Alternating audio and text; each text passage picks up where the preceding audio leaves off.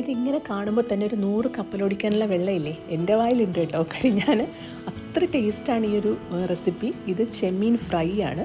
അതായത് എന്താ പറയുക, എല്ലാവരും ഒന്ന് ട്രൈ ചെയ്ത് നോക്കാം കേട്ടോ. ഭയങ്കര ടേസ്റ്റാണ്. ഇത് മീഡിയം സൈസ്, നമ്മുടെ ടൈഗർ പ്രോൺസിൻ്റെ മീഡിയം സൈസാണ്. അപ്പം അതിൻ്റെ തലയും വാലും ഒക്കെ കളഞ്ഞ് അതിൻ്റെ നടുക്കത്തുള്ള ആ കറുത്ത വെയിനൊക്കെ മാറ്റി വളരെ നീറ്റായിട്ട് ക്ലീൻ ചെയ്തെടുക്കുക. ആ വെയിനും കളയാൻ മറക്കരുത്.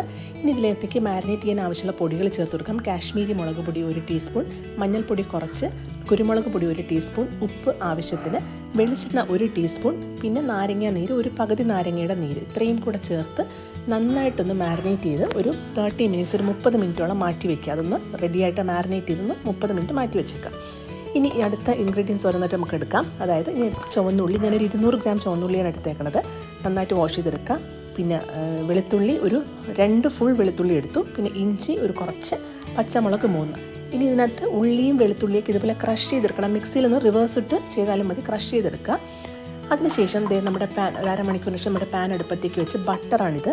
100 ഗ്രാം ബട്ടറിൻ്റെ 50 ഗ്രാമിൻ്റെയും പകുതി, അതായത് 25 ഒക്കെ ഉള്ളൂ, അത്രയും ചേർത്ത് കൊടുത്ത് മെൽറ്റായതിന് ശേഷം ഇതിലേക്ക് നമ്മുടെ പ്രോൺസൊക്കെ ഇട്ട് ഒരു 3-4 മിനിറ്റ് മൂടി വെച്ചൊന്ന് വേവിച്ചെടുക്കുക. കണ്ടോ ഇതുപോലെ.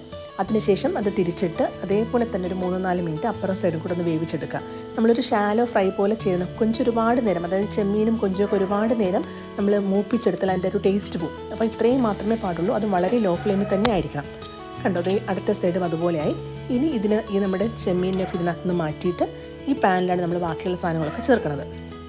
വീണ്ടും പാനിലേക്ക് നമ്മൾ ബാക്കിയുള്ള 25 ഗ്രാം ബട്ടറും കൂടെ ചേർത്ത് കൊടുത്തു. അതിലേക്ക് ഉള്ളി, വെളുത്തുള്ളി, നമ്മുടെ ഇഞ്ചി ഇത്രയും മിൻസ് ചെയ്ത് വെച്ചിട്ടില്ല, ക്രഷ് ചെയ്ത് വെച്ചിട്ടുള്ളതൊക്കെ ചേർത്ത് ഇത് നന്നായിട്ടൊന്ന് വഴറ്റിയെടുക്കാം. ഇത് വഴറ്റിയെടുക്കുമ്പോൾ ആവശ്യത്തിന് കുറച്ചൊരു 1-2 സ്പൂൺ എണ്ണ, വെളിച്ചെണ്ണ കൂടെ ഒഴിച്ചു കൊടുക്കുമ്പോൾ അതിൻ്റെ ടേസ്റ്റ് ഇരട്ടിയാകും കേട്ടോ.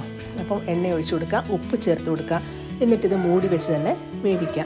ഇത് നന്നായിട്ട് പച്ചമണമൊക്കെ ഒന്ന് മാറി, ആ ഉള്ളിയുടെയൊക്കെ പച്ചമണം മാറി ഇതുപോലെ എണ്ണയൊക്കെ തെളിഞ്ഞ് വരുന്ന സമയത്ത് 1 ടീസ്പൂൺ കാശ്മീരി മുളക് പൊടിയും ഒരു 1/2 ടീസ്പൂൺ ഗരം മസാല പൊടിയും കൂടെ ചേർത്ത് ആ പച്ചമണം മാറിയതിന് ശേഷം നമ്മൾ ഫ്രൈ ചെയ്ത് മാറ്റി വെച്ചേക്കണ ചെമ്മീനും കൂടെ ചേർത്ത് മൂടി വെച്ച് ഒരു 2-3 മിനിറ്റ് കഴിയുമ്പോൾ ഇതുപോലെ ആവിയിൽ നിന്ന് ഇറങ്ങി ഒന്ന് വെള്ളമൊക്കെ തെളിഞ്ഞ് വരും. ആ സമയം പച്ചമുളക് കൂടെ ചേർത്ത് കൊടുക്കുക. എന്നിട്ട് വീണ്ടും ഒരു 5-10 മിനിറ്റ് വളരെ ലോ ഫ്ലെയിമിലൊന്ന് വേവിച്ചെടുക്കാം. കുറച്ച് കറിവേപ്പില കൂടെ ഇട്ടെടുക്കുക. അതെ, ഇതുപോലെ നമ്മുടെ ചെമ്മീൻ ഫ്രൈ റെഡിയായിട്ട് കിട്ടും. അടിപൊളി ടേസ്റ്റാണ്. എല്ലാവരും ഒന്ന് ട്രൈ ചെയ്ത് നോക്കണം. പിന്നെ ഇത് ചോറിനൊപ്പം മാത്രമല്ല കേട്ടോ, ചപ്പാത്തിക്കോ നമ്മുടെ ദോശയ്ക്കോ എന്തിനൊപ്പം പോകുന്നൊരു ഡിഷാണ്. അടിപൊളിയാണ്. അപ്പോൾ എൻ്റെ വീഡിയോ ഇഷ്ടമായാൽ എൻ്റെ പേജസൊക്കെ ഒന്ന് ഫോളോ ചെയ്യുക. അവിടെ കുറേ ഇതുപോലത്തെ കുഞ്ഞു കുഞ്ഞു വീഡിയോസ് ഉണ്ട്, അതൊക്കെ കാണുക. എല്ലാം ഒന്ന് ട്രൈ ചെയ്ത് നോക്കുക. അപ്പോൾ അടുത്ത വീഡിയോ ആയിട്ട് വരണവരെല്ലാവരും ടേക്ക് കെയർ, ബൈ.